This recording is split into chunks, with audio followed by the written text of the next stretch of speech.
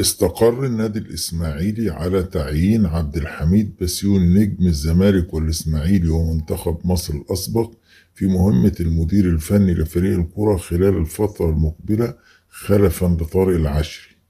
ومن المنتظر الإعلان عن قرار تعيين عبد الحميد بسيوني خلال الساعات المقبلة. وأعلن الإسماعيلي في بيان رسمي رحيل مدربه طارق العشري بعد أن تقدم بطلب للإدارة بالاعتذار عن عدم الاستمرار في مهام منصبه. ورحل طارق العشري عن قيادة الفريق بالتراضي ليصبح تاني مدير فني يغادر أسوار قلعة الدراويش هذا الموسم بعد الجزائري ميلود حمدي. ودخل النادي الإسماعيلي بقوة في دوامة الهبوط بالدوري المصري بعد خسارته على ملعبه أمام ضيفه الجونة بنتيجة 2-1 مساء السبت في الجولة العشرين.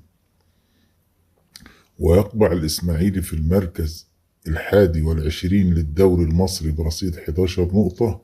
وبات الدراويش أبطال الدوري المصري في 3 نسخ سابقة على وشك الهبوط، حيث يخوض الفريق المرحلة الثانية للدوري المصري وسط مخاوف كبيرة من الهبوط لدوري القسم الثاني.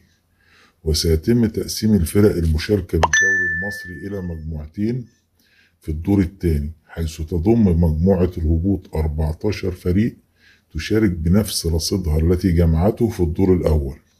وتهبط 4 أندية إلى دوري القسم الثاني في الموسم الجديد.